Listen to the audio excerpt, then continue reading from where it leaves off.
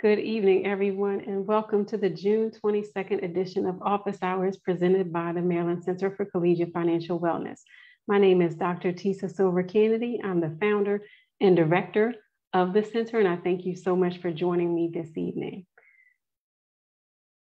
Before we get into questions from our community, I would like to give you a quick overview of the Maryland Center for Collegiate Financial Wellness and about this program you're attending tonight, Office Hours.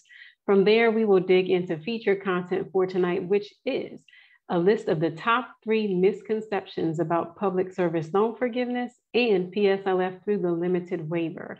Then we'll take a look at some questions from our community. And as always, throughout the event, feel free to drop a question in the chat if you're joining via Zoom, or leave a comment on Facebook, and I'll be checking periodically because I want to make sure that we answer questions from our community. So let's dig right in. The Maryland Center for Collegiate Financial Wellness is a relatively new organization just coming up on our 1-year anniversary. And our vision is that all college and career school students in Maryland have the chance to achieve these 6 pillars of financial wellness. The first is to be creditworthy. Second is to be ready. Third is resilient. Fourth is empowered. Fifth is successful. And 6th is thriving. So we are looking to help students achieve these pillars by helping them build financial life skills and empowering them to thrive. It's an ambitious mission, but it's one we believe is possible. And Office Hours is one program through which we try to help Marylanders navigate student loan debt that's been assumed through higher education and get to that place of being able to thrive. So Office Hours is a free semi-monthly virtual student loan clinic that provides borrowers with a trusted venue to help them navigate student loans and prepare for financial success beyond repayment. There's so much to life after the zero balance, and we want to help you get there, but also prepare for life after student loans. I do have to share a disclaimer with you though, and that is that Office Hours is for informational purposes only. It should not be construed as financial or legal advice. We recognize that everyone has different household finances, different priorities and goals, and we encourage you to seek credible information and sources about student loans, taking all that information and also take into consideration your personal situation as well as your finances before you make any decisions. So we're here to help you, answering questions and giving you some wise counsel about student loans. But again, this is not financial or legal advice. You're responsible for making your own decisions about your loan portfolio and your personal finances. And you're also responsible for the outcomes associated with those decisions. Now that we've got that out of the way, let's jump into tonight's topic. We're talking about public service loan forgiveness. And last fall, in October 2021, the Department of Education announced a temporary overhaul of the public service loan forgiveness program. It's called the Limited PSLF Waiver. And that waiver has opened up possibilities for many borrowers who had been rejected by the program previously, or would not have been able to qualify had it not been for this waiver. So since late last year, we have been on a mission to tell Marylanders and anyone else who will listen about the Public Service Loan Forgiveness Limited Waiver. So our statewide campaign is called Maryland Telepublic Servant. We call it MDTEPS for short. So if you know a public servant, someone who works for the government at any level, or nonprofit, 501c3 nonprofit organizations, please do feel free to tag them on Facebook, invite them to join us for Office Hours, or just tell them about public service loan forgiveness, particularly the limited waiver, which is set to expire on October 31st of 2022. So through the MDTAPS campaign, we want to spread awareness about this time-sensitive opportunity that can bring public servants closer to realizing federal student loan forgiveness, having the remaining balance of their federal student loan debt forgiven tax-free. It's a possibility through public service loan forgiveness, even more so through the limited PSLF waiver. That's why we want to tell everyone who's willing to listen about the waiver. If you'd like to share information with people, again, you can tag them tonight, or after tonight, you can share with them this link, mccfw.org/MDTAPS, where they'll find information about the waiver, steps they should take to take advantage of the waiver, and also how they might be able to spread the word by sharing their eventual success or just sharing information with the public servants in their lives so that as many people take advantage of this benefit as possible before it expires on October 31st of 2022. So let's get into our first of the top 3 misconceptions about public service loan forgiveness. This is a myth, number 1, and that's that PSLF depends on your job duties. And of course, that is false. With public service loan forgiveness, you have to provide evidence of what's called qualifying employment. Qualifying employment is not based on your actual job duties. It's determined by the type of organization that you work for or that you have worked for in the past. So the general categories of qualifying employers are the government. That could be a federal, state, city, even tribal agencies. Also 501c3 tax-exempt organizations, as well as other not-for-profit organizations that provide qualifying services. And the list of qualifying services can be found on the actual application for PSLF or online at the Office of Federal Student Aid at studentaid.gov/PSLF. So just to give you an idea of what some people come to me with, they might say things like, I'm an accountant. That's not a public service. That doesn't qualify for public service loan forgiveness. That's not necessarily true. If you're an accountant for the Department of Defense, then that's a qualifying employer. So it's not your job title that matters. It's the type of organization you work for. I can give you one situation where things got kind of sticky with this. I was working with a borrower who is a pharmacist, and the pharmacist worked inside of a public hospital. So the pharmacist thought that because she worked for or worked inside of a public hospital that her employment qualified for public service loan forgiveness. But at the time of filling out the application, your employer is determined by looking at your W-2, finding the entity that's responsible for paying you. And when we looked at her W-2, the W-2 was not sent from the public hospital. It was sent from a for-profit company that operated the pharmacy. So even though the pharmacy was inside of a public hospital, the entity that was responsible for employing this pharmacist and paying this pharmacist was actually a for-profit organization. So still, in the end, it wasn't the pharmacist's role or job title that determined eligibility.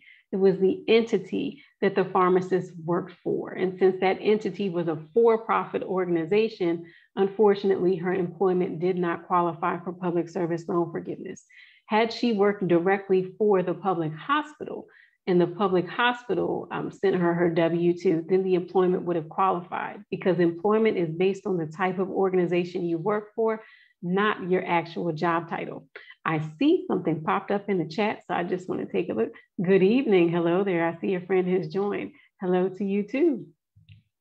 All right, so we've got that myth out of the way. Public service loan forgiveness is about where you work, not what you do. So it's your employer's status, the type of organization that you work for, that determines whether or not that employment indeed qualifies for public service loan forgiveness.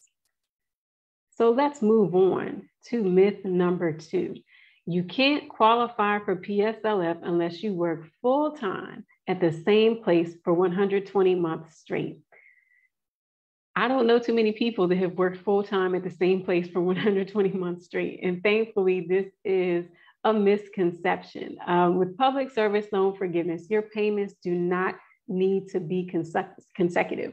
Now, of course, you'll get to 120 qualifying payments faster if your employment is consecutive, but it's not a requirement. So if you've ever had a break in employment or a time where you shifted away from government or nonprofit work into the for-profit sector, then the time that you spent in that for-profit space would not qualify as qualifying employment for PSLF. But the times around it where you were working for the government or qualifying nonprofit organization could count toward public service loan forgiveness. So in this example, we have a person who worked for city government and then took a break, went and worked in the for-profit space, and then returned to work for the federal government. So we have to look at this employment in pockets.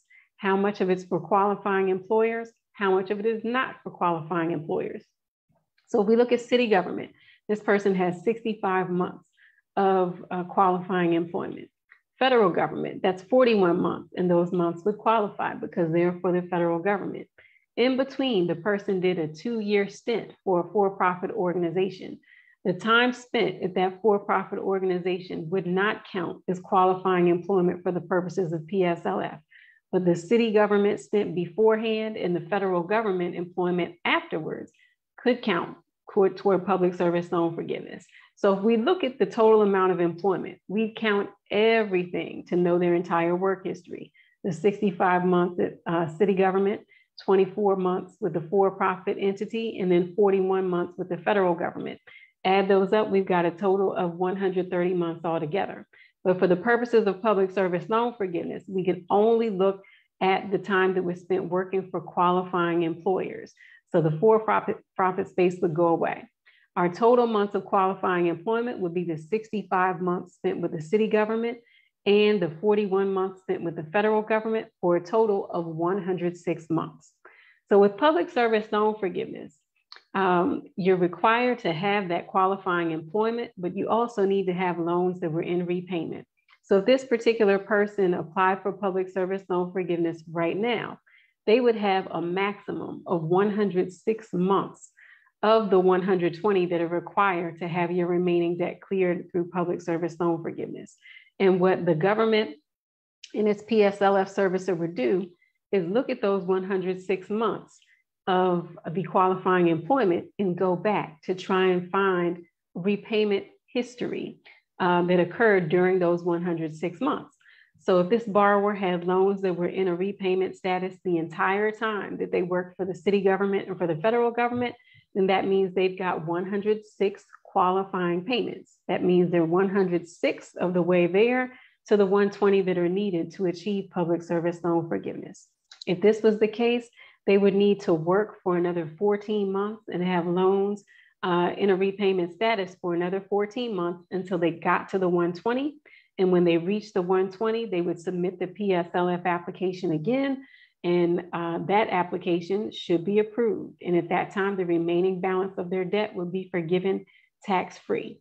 So remember, payments do not need to be consecutive. If you have gaps, time spent working in a for-profit space, time where you may have been furloughed, the gaps, those gaps do not count. But the time that was spent working full-time for a qualifying employer, you don't lose those just because you leave, switch employers, or take a break between jobs, okay?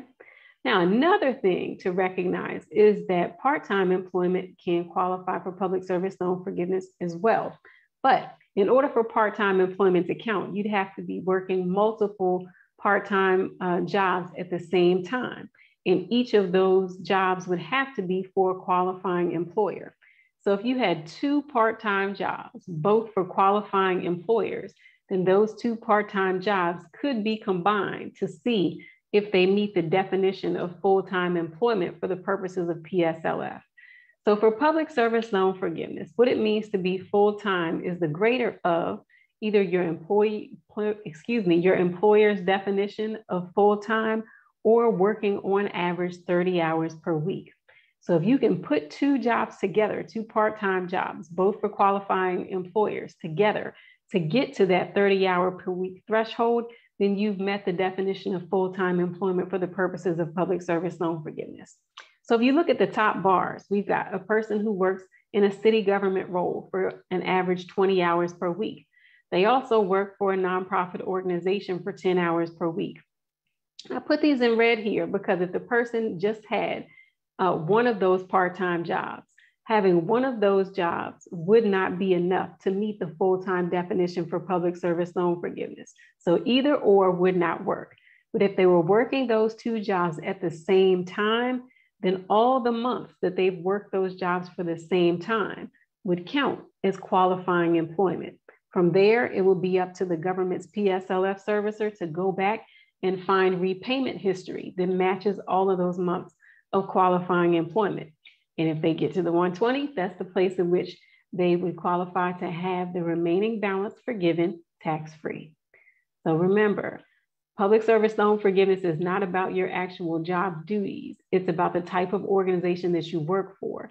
And also, you don't have to have just one full-time job. You can have more than one part-time job at the same time, as long as all the jobs are, or at least enough to get you to the 30-hour threshold, those jobs are working for qualifying employers. That means you can combine them together, meet that full-time definition, and apply for PSLF.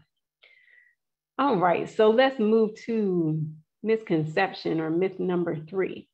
I can't get PSLF because I have FFELP loans or FFELP loans. FFELP loans are an older variety of student loans that were issued by the Department of Education, but some of them, they have private lenders that were involved in the process. So they may have been issued by a private lender, but they were guaranteed by the federal government. So if you log into studentaid.gov and you see that you have FFELP loans or a balance remaining, that means that for the purposes of PSLF, those loans are federal student loans. But unfortunately, FFELP loans, just as they are, do not qualify for public service loan forgiveness. However, FFELP loans can be consolidated into the direct consolidation loan program. And by becoming a direct consolidation loan, they gain eligibility for public service loan forgiveness. So it is true that FFELP loans don't qualify for public service loan forgiveness if you leave them as FFELP loans, but FFELP loans can be consolidated into a direct consolidation loan, and that direct consolidation loan would then qualify for public service loan forgiveness. So in this example, I'm showing you what the situation would look like for a FFELP loan borrower before versus during the waiver. So our example, we have Carson, who works for city government. He has balances remaining on FFELP loans that entered repayment in 2008. He wants to apply for PSLF through the waiver. So this slide here gives you the 4 steps that you need to follow to apply for public service loan forgiveness through the waiver. The first one is you need to confirm your employer's eligibility. This is a critical step because this is the public service loan forgiveness program. In the absence of working in public service, there is no access to PSLF. So you have to work for a qualifying employer. You can confirm your employer's eligibility by looking at your W-2, looking for the employer ID number. And once you have that employer ID number, you can log in at studentaid.gov/PSLF and use what's called the PSLF help tool. The PSLF help tool has a database of eligible employers. It is large. There may be a few employers that are eligible, but might not be in the database yet. But this is a good place to at least begin to find out if your employer is eligible. So you would use that employer identification number and search for it using that database. And when you search for it, the results will usually be eligible, likely ineligible, not eligible, or no results, meaning they can't find a record of the employer at all. If it comes up as eligible, then that's great. That means that your organization is in the database. If it comes up as likely ineligible, it doesn't mean that all is lost. It just means that you have to prove that your employer is indeed a tax-exempt organization that provides some type of qualifying public service. So there could be more work involved. It could turn out that the employer actually is ineligible, but in some cases, it could turn out that the employer is eligible, and you might be the one to provide the proof that the Department of Education needs to designate that employer as one that is indeed eligible for PSLF, and you could open the gates up for everyone else behind you. But first, you need the employer ID number because that will help you confirm whether the employer is eligible. So once you have confirmed that your employer is eligible for public service loan forgiveness, the next thing you'd want to do is take a look at your loan types. Here again is where you would go to studentaid.gov. You can look at your aid dashboard and you can see the history of any grants or student loans that you ever received from the federal government. When you look at the loan types, if you see the word direct in the name of the loan type, then those loans already qualify for public service loan forgiveness. If you see FFELP, FFEL or FFELP, FFELP loans, as they are right now, do not qualify for public service loan forgiveness without being consolidated. So if you have FFELP loans, the next step is in bold, because if you have FFELP loans and you want to apply for public service loan forgiveness, you need to consolidate them. So the third step would be to take those FFELP loans, consolidate them into a direct consolidation loan. Once the loans have been consolidated into a direct consolidation loan, that direct consolidation loan can be considered for public service loan forgiveness, but not without the fourth step being complete. That fourth step is to verify your employment by completing the PSLF application.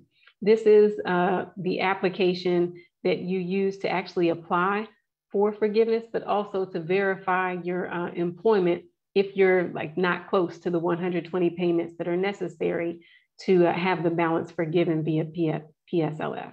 So you want to complete that application for every employer, every qualifying employer that you have worked for after October 1st of 2007, while you had federal student loans that were in a repayment status. So remember, public service loan forgiveness only looks back to October 1st of 2007. So everything after that point is technically up for grabs.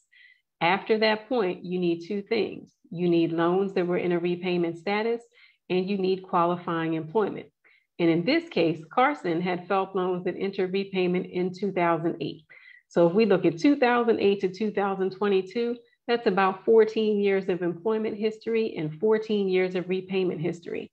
What the Department of Education and the PSLF servicer will do is look at that time from 2008 to 2022 to see how many months did Carson have two things, both the qualifying employment and the loans that were in a repayment status.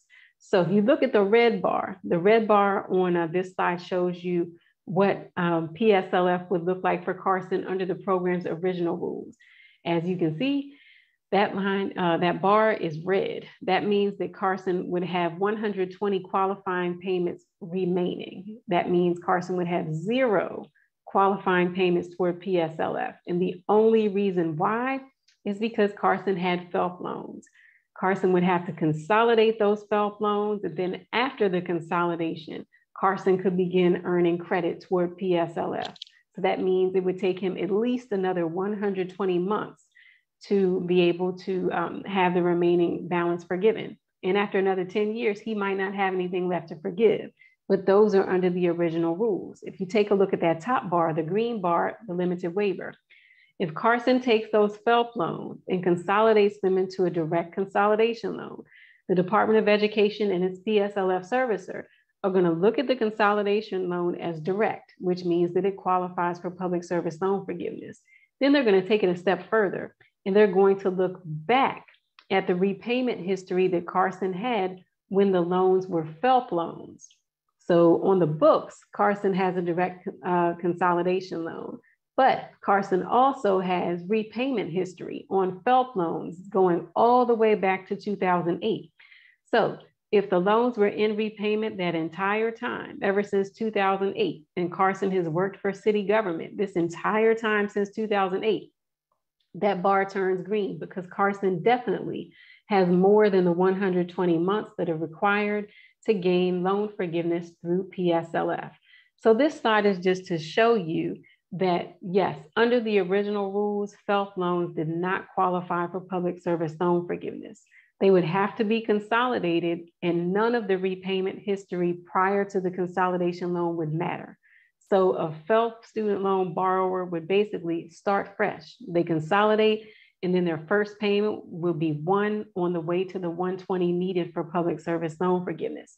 And for that reason, many people who had FFELP loans didn't want to consolidate. If you've been in repayment since 2008 and just found out about public service loan forgiveness in 2022, you might not want to start the repayment clock all the way back at 0 after 14 years. But the difference now is the limited waiver. The loan starts fresh because it is a new loan. It's a direct consolidation loan. However, that direct consolidation loan will be given credit for the past repayment history of the FFELP loans that went into it. So the waiver, as you can see, The waiver makes a huge difference in converting these months that would not have qualified before just because a person had a different type of loan. This waiver is taking those months that did not qualify and converting them into qualifying time. And for a person like Carson, that means a total reversal, going from having 0 qualifying payments to having 120 qualifying payments. But Carson would not be able to take advantage of this if Carson did not consolidate his FFELP loans and if he did not complete the PSLF application to verify his employment. So those are 2 critical steps: consolidating the FFELP loans and verifying employment by completing that PSLF application. And to take advantage of the waiver, both of those actions need to be completed by October 31st of 2022. The limited PSLF waiver is set to expire on October 31st of 2022. So if this sounds like something that you're interested in, you want to make sure that you take the necessary steps by October 31st of 2022, okay? At this point, I'm going to take a quick pause and see if I have any questions in the chat or on social media. All right, we're looking. Okay, no questions so far, so it looks like we can move on.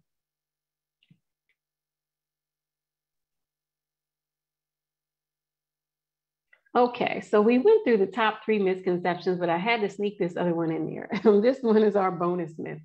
It's I got rejected for PSLF, so that means I will get rejected from the waiver. And this one is not necessarily true. Before the waiver went into effect, the original rules of public service loan forgiveness were much more strict. Before the waiver, if you had non-direct loans, such as the FFELP loans that we were just talking about, those FFELP loans would not qualify for public service loan forgiveness.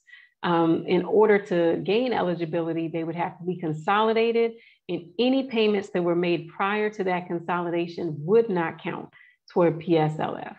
Also, if you were a person who is paying under one of those extended repayment plans, like the extended fixed plan, extended graduated plan, their 25-year plans, or even the standard 30-year repayment plan for a consolidation loan, those repayment plans would not qualify for PSLF. So even if you had the right kind of loan, if you were paying under any of those repayment plans, those payments would not qualify.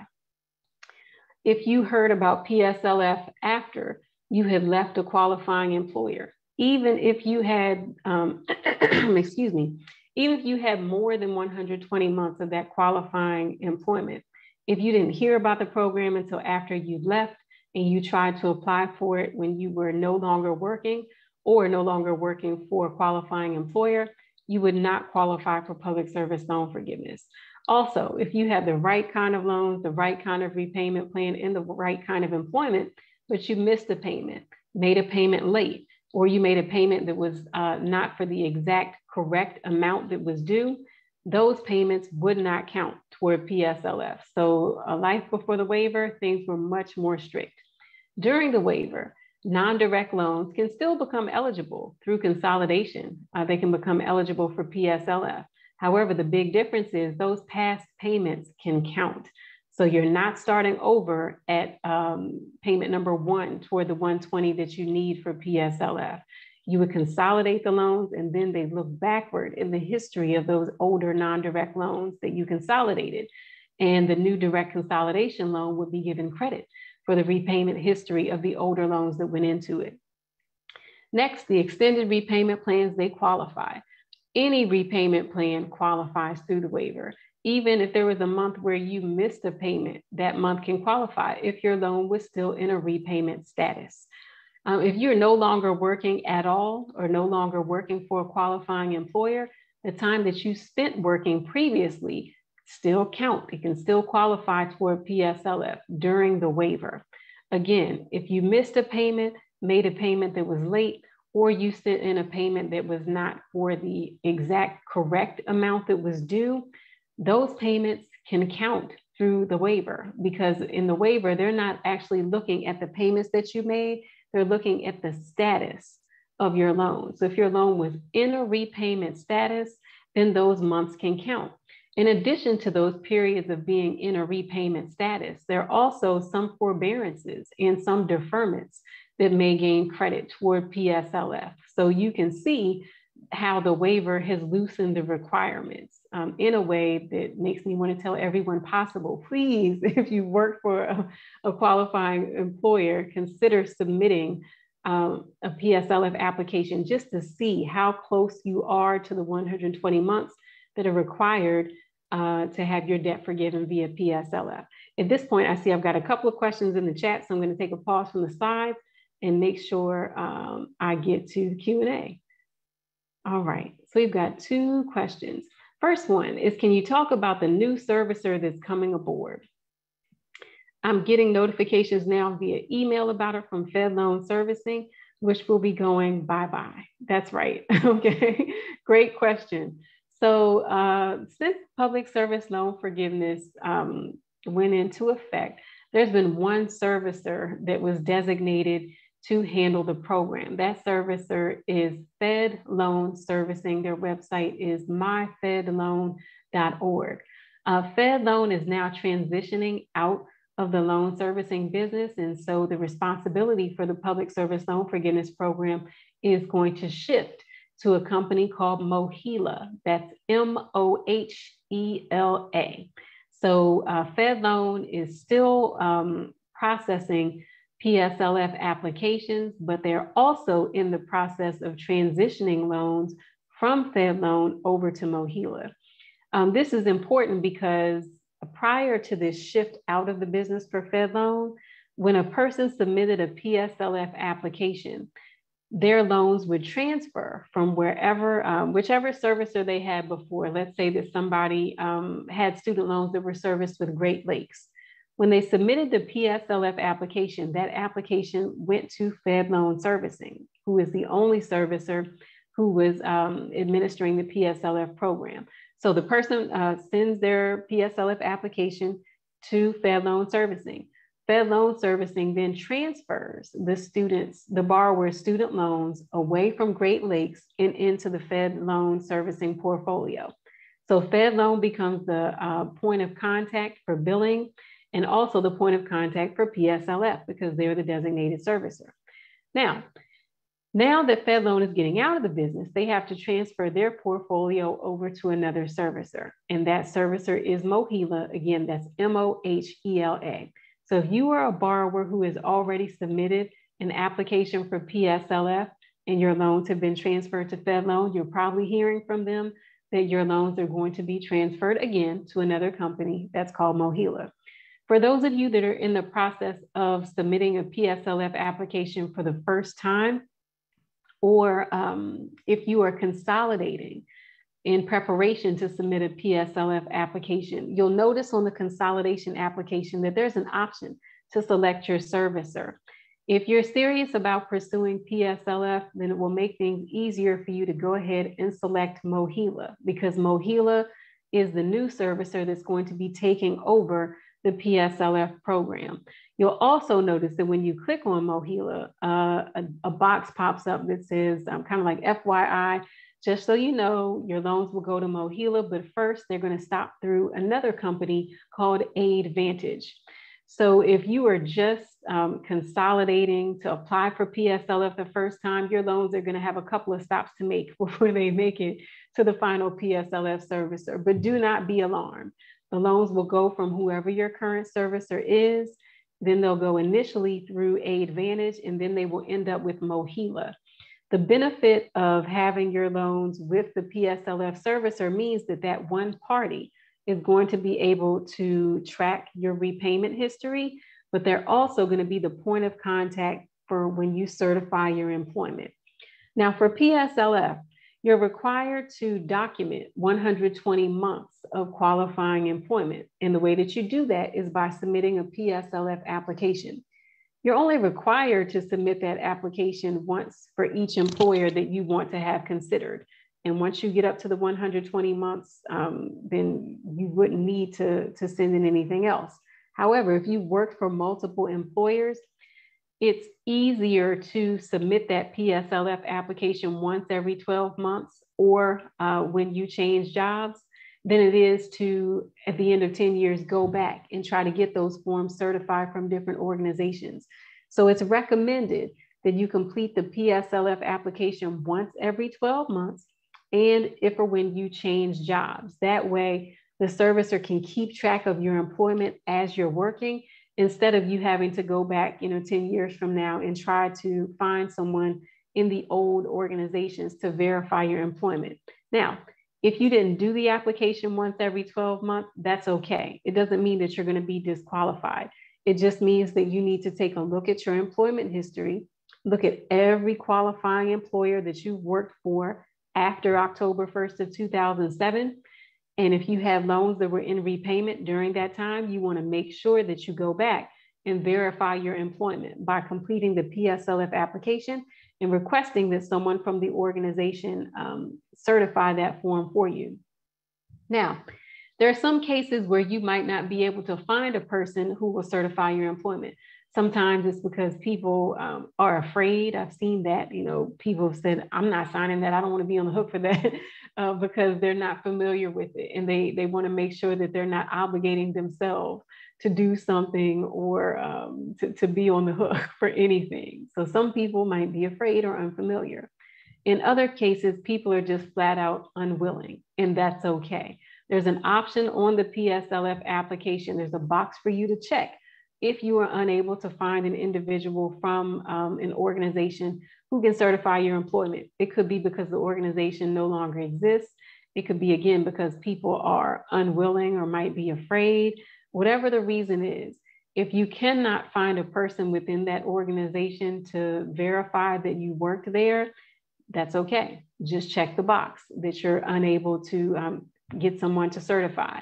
And if that's the case, the PSLF servicer will let you know what type of additional proof you'll need to provide so that they can verify that you did work for the organization and the organization was a qualifying employer.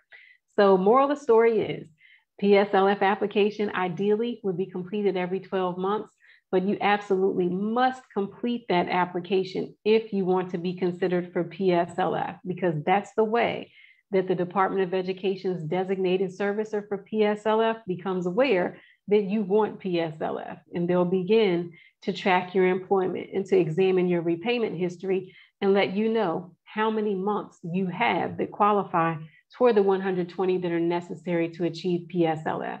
So up till this point, that point of contact has been FedLoan servicing. It's in the process, though, of shifting to MOHELA.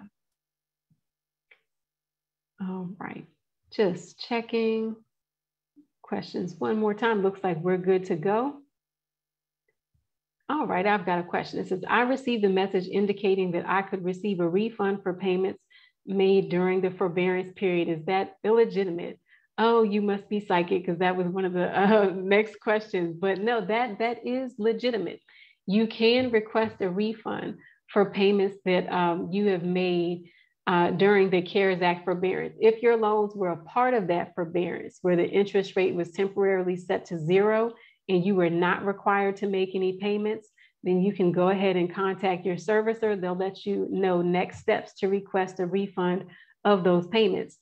And honestly, if you're pursuing public service loan forgiveness and you've been making payments throughout the forbearance, even when you didn't have to, from a benefit perspective, it would benefit you to request a refund for those payments. Because if you're pursuing public service loan forgiveness and you're one of those people that easily has the 120 months, then you're kind of taking away from the amount that you'd be forgiven by making these extra payments. And if you have direct loans and you've made more than the 120 payments, you can be entitled to a refund as well. So yes, the notes about requesting a refund are legitimate. What I would say is not legitimate is a company that might be reaching out to you to say, pay us so we can help you get a refund for the payments that you made during this CARES Act forbearance. If you are able to get a refund, that's something that you can do for free by contacting your servicer. There should not be a fee of any kind associated with that refund. Okay. All right, so I want to shift gears back to PSLF versus the limited PSLF waiver, just so that you all can see the difference in the requirements and how big that difference is. So on the left-hand side, we've got the requirements for public service loan forgiveness, the original version listed there. So the first one is you have to have made 120 qualifying payments. Second is those payments could only be made on direct loans. Third, those payments had to be made while you were enrolled in a qualifying repayment plan. Fourth, the payments had to have been made while you were working for a qualifying employer. And fifth, you also had to be working for a qualifying employer at the time that you applied for PSLF and at the time that you received it. Now, in the middle is another program. It's called Temporary Expanded Public Service Loan Forgiveness. TEPSLF took away just one of those requirements, and that was the requirement regarding the qualifying repayment plans. And just to give you all some perspective, public service loan forgiveness prior to the waiver had a 2%, just about a 2% acceptance rate. So that means 98% of the applicants were rejected for this program prior to the waiver. Now, temporary expanded public service loan forgiveness was created to be somewhat of a remedy for PSLF. However, TEPSLF also had a rejection rate hovering at around 98%. The limited waiver came about last October, and since then, things have changed in a significant way. The first requirement is no longer 120 monthly payments. It's 120 periods of repayment. So again, the Department of Education and their designated servicer, they're not looking at the actual payments that you might have made. They're looking at the loan status history to see if you have repayment status for 120 months, and some forbearances and deferments will be considered as well. The only other requirement of the waiver is that those 120 periods of repayment occurred while you were working for a qualifying employer. So if they weren't on direct loans, that's okay. If you weren't enrolled in a qualifying repayment plan, that's okay too. If you are retired, only working part-time, or working somewhere other than for the government or a qualifying employer, and you still want to apply for PSLF, that's now okay. If you have the 120 months, but you're no longer working for a qualifying employer, you can still get PSLF. So when you look at the requirements stacked this way, or at least when I look at it this way, it's just so glaring to me. No wonder so many people are getting through. Prior to the waiver, there were, I guess, about almost 4 years that people could apply for public service loan forgiveness. There were 16,000 applications approved. Since the waiver went into effect in October, I believe it's November through the end of April, 130,000 people have had their applications approved. That means that the remaining balance of their federal student loan debt was forgiven tax-free between November and the end of April, versus 16,000 people who were able to achieve PSLF over a period of like 4 years. So the waiver is making a significant difference. And if you have work experience for a qualifying employer while you have those loans that were out there in a repayment status, I encourage you, please complete the PSLF application just to get an idea of how many months you have toward the 120 that are necessary for forgiveness. Now, if you're a person who has less than 120 periods of repayment, that's okay. The waiver can help you too. Because as we saw in some of the examples where a person had FFELP loans, for FFELP loan borrowers, none of their past payments would qualify.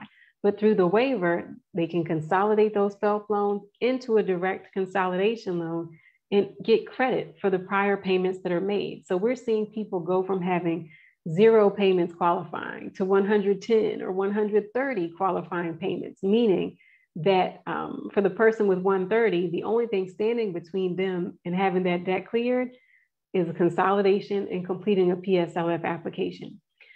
For the person that ends up with, say, 110 payments, at least they know I've got 10 more months to go to be eligible to have this remaining debt cleared through PSLF. If that person is retired, they have a decision to make. Do they want to try to go back to work for a qualifying employer for another 10 months to have that debt forgiven, or will they just pay the loans off? It's a personal decision, but you don't know how close you are until you complete the application. So if you've retired, you had a lengthy career and you've had loans in repayment for a while, I encourage you, please complete the PSLF application. There's no harm in applying. It doesn't cost you anything to apply. The only thing that it will do is give you a point of reference as to how close you may be to the 120 or how far beyond the 120 you might meet. And if you're beyond it, then that means you could have that debt forgiven tax-free. All right, and here's that question. My loan payments are paused through the CARES Act Forbearance, but I made payments anyway. Can I get a refund? And just to rehash that answer, you can request a refund for payments that were made between March 13th of 2020 and August 31st of 2022, which is the current date that the current pause in payments is set to end. That date could change, but as of right now, payments are expected to resume after August 31st of 2022. So this is the language straight from the Federal Student Aid website. So first on the right-hand side, you will see a list of loans that are eligible and another list of loans that are ineligible for this current forbearance that we've been in since March of 2020. During that forbearance, payments have not been required and the interest rate has temporarily been set to 0%.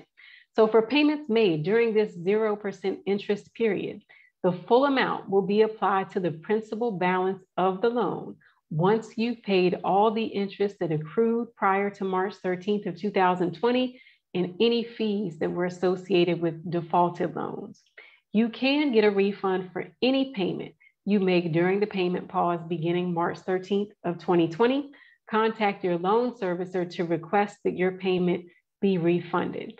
So again, it is legitimate, but the source is what I would say to look at when you're thinking about the legitimacy. If the source is someone that's trying to get you to pay them money to get you a refund, then that I would say is probably not legitimate. But if it's just the Department of Education or your loan servicer sending you a note that says that you can request a refund, if you want the money, I would go ahead and request a refund. We had another question come through about refunds, and this is refunds after a person has been approved for public service loan forgiveness. So the question is, under the rules of the waiver, I should have qualified for PSLF at least 2 years ago. Will I get a refund when my PSLF application is approved? So that depends on the type of loans that you have.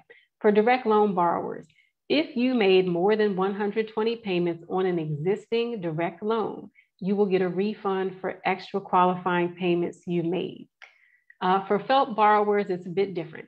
If you recently consolidated for PSLF, refunds only apply for payments in excess of the 120 payments that were paid on a consolidation loan.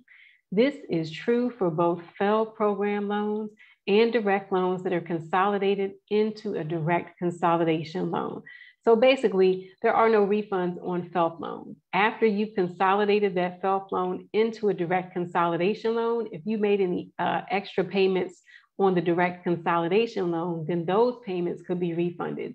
But any payments that you made beyond 120 that were made on the FFELP loans would not be eligible for a refund.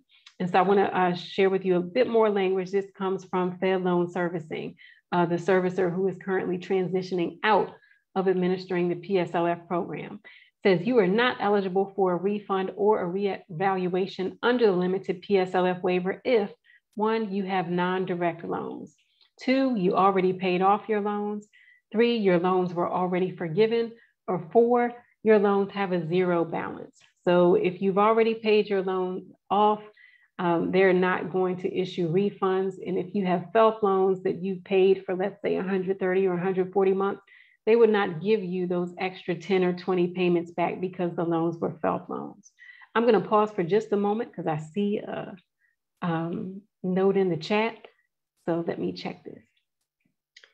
What kind of education is being done to let everyone across the country know that student loan payments will start back up again August 31st, correct, or September sometime? Excellent question. I have to say that last year, when we were looking at the return to repayment coming, we saw a lot of information from the Department of Education, and that information was billed under the title of return to repayment. So they were pushing information out through student loan advocates, as well as the higher ed institutions. I have not seen that kind of information yet in preparation for August 31st.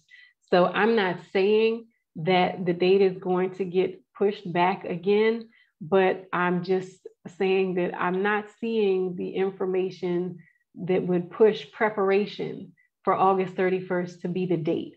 So August 31st is the current date, but I'm not seeing the same push. So perhaps that date will be pushed out again to some point later than August 31st. Hopefully we'll hear something very soon about August 31st, if that's the date or not. I can tell you from my personal experience, I logged into my account maybe a week or so ago, and I saw that my payment was set to resume October 28th. I logged in just a couple of days later and it said October 10th. I know other people that are seeing September 30th. So there are a lot of things moving in that space. Officially, repayment begins at some point after August 31st. But as for the education and the prompting people to get ready for repayment, I'm just not seeing that same push as of yet. So maybe it's forthcoming, or maybe we'll see another extension. Next question is, with the country in such tough economic times, do you think having to make these payments will cause some folks to go into default if they can't swing the payments? I know a lot of folks are concerned about that. That is an excellent question. I know a lot of people who are concerned about default too. One thing that I am hopeful about is a fresh start. When the pause on payments was set to resume, was set to end, I think was May 1st. I can't even remember the last day, but I think it was May 1st. We were supposed to go back into repayment before. The Department of Education announced this extension through August 31st. And along with that extension, they announced a fresh start initiative. And that fresh start was to allow people who are in default, and that's estimated to be, I think, around 8 million borrowers. This would allow them to enter repayment once payments resume after August 31st without their loans being in default. So the defaults were to be cleared. And we were waiting for details of what that fresh start would look like. But the goal was basically to create a pathway for these borrowers who are in default, out of default and into a good standing.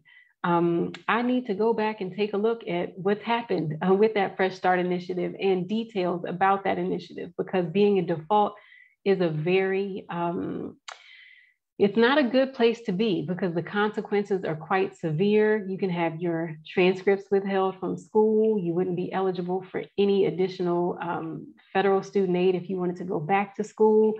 You could have your wages garnished, benefits seized. You could have a professional license revoked. And of course, your credit would be damaged because the default would be reported to the credit bureaus. So default, again, very tough spot to be in. And so I was pleased to see that this latest extension was going to be used to help provide a pathway back into good standing for those borrowers who are in default. For any borrower who is concerned about not being able to make their payments, I strongly suggest using the loan simulator at studentaid.gov to take a look at the fixed payment plans, as well as the income-driven repayment plans, to see if you can find a payment that works for you. And if you cannot make your payment once payments resume, contact your servicer as soon as possible to ask them about possible remedies. And you definitely want to reach out to the servicer before you go into default. Default means you've missed payments for at least 270 days. We don't want to get to that space.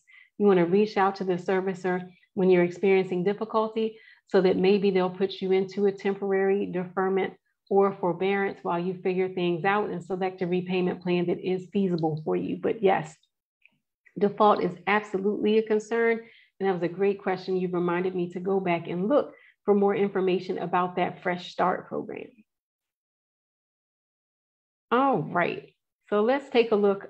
This is back to the refund example, looking at a direct loan borrower versus a FFELP loan borrower. So for a direct loan borrower applying for PSLF, we have Shane. Shane had 2 direct loans and applied for PSLF through the waiver and was found to have reached 120 qualifying payments in December of 2019. If that's the case, Shane will automatically receive a refund for any payments made after December 2019. So through the waiver, Shane, we find, should have achieved PSLF back at the end of 2019. So if Shane continued to make any payments after 2019, then those payments would be refunded. I've seen this happen, and the refunds usually come in the manner in which the payment was made. So some of that could be paper checks, some of that could be direct deposits. Now, if we look at the FFELP loan borrower, we have another borrower with 2 loans. This is Jeff. Jeff had 2 FFELP loans and consolidated them into a direct consolidation loan to apply for PSLF through the limited waiver. Jeff was found to have reached 120 qualifying payments, just like Shane, in December of 2019. Unfortunately, Jeff will not receive a refund for extra payments that were made on the FFELP loans. However, if Jeff had made extra payments on the direct consolidation loan, those payments could be available for a refund. That's if the extra payments were made on the direct consolidation loan. Any extra payments made above and beyond 120 on the FFELP loans would not qualify for a refund. All right. So before I go, I wanted to just share with you all a success story. We heard from one borrower who went from having 87 qualifying payments remaining to 31 qualifying payments remaining by applying through the limited PSLF waiver. So we are looking at what, 2.5 years instead of 7 years to reach PSLF. So that is just a huge improvement. And this borrower's count is still in progress. I can say this borrower is likely going to benefit from the one-time adjustment that will be used to examine forbearances and provide credit to people for some months where their loans were in forbearance. I'm pretty sure this borrower will have the 120 by the end of the year. So we're seeing things move, and that encourages me. And if you have experienced an increase in your account, or if you have achieved public service loan forgiveness, please do share those success stories with me, because people will listen to me talk about how things work in theory, and they'll say, that sounds good, but it doesn't stick until they hear that the waiver has actually worked for someone. So this is one of our success stories, and I hope to report back more success about this particular borrower by the end of the year. And here's something that the borrower said. Thank you so much for your help, advice, and keeping in touch with me throughout this process. I can breathe. The trees are clearing, and I have hope that my student loan debt will be a thing of the past. And that just really makes me so happy that people are taking the information, applying it, and benefiting from it. So I hope to see more success from this borrower and others in the months to come. And I just wanted to share with you quickly an example of a FFELP loan borrower who consolidated to gain eligibility for PSLF. Before the waiver, I came across a borrower who had made years and years worth of payments on FFELP loans, but FFELP loans, of course, do not qualify for PSLF. This borrower was hesitant to consolidate because at the time, they would have had to consolidate and then make payments for another 120 months to have those months count toward public service loan forgiveness. So they would have had to consolidate into the direct loan program, work in public service for at least another 120 months, make another 120 payments on time in full while working for a qualifying employer, submit the PSLF application after the 120th payment, and then remain working in public service until the application was approved. So I reached out to this borrower as soon as I heard about the waiver.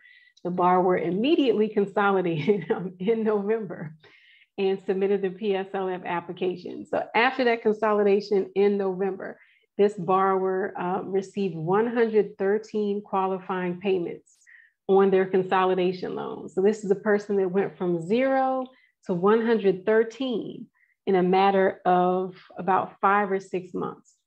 So without the waiver. This person could have consolidated and reached PSLF at the earliest in November of 2031.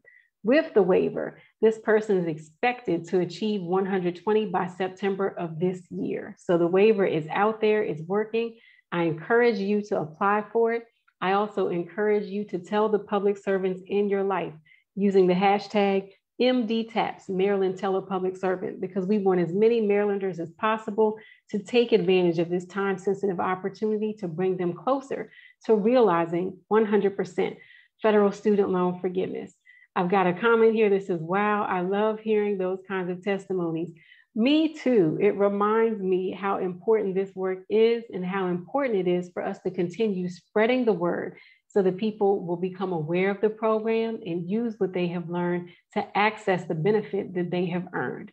So it is 8 o'clock. That hour went by quickly to me, but I thank you so much for joining me for this June 22nd edition of Office Hours. My name is Dr. Tisa Silver Kennedy, founder and director of the Maryland Center for Collegiate Financial Wellness. This is the last edition of Office Hours for the 2021 to 2022 academic year. We will be back soon with the dates for our 2022 to 2023 academic year, because we're not going anywhere. But in the meantime, thank you so much for joining us. If you have any questions about the waiver, please do visit us online at mccfw.org/MDTAPS. You can share your success stories, ask questions, and also reach out to us on social media at the McFew. In the meantime, thank you so much again for joining me, and take care until next time.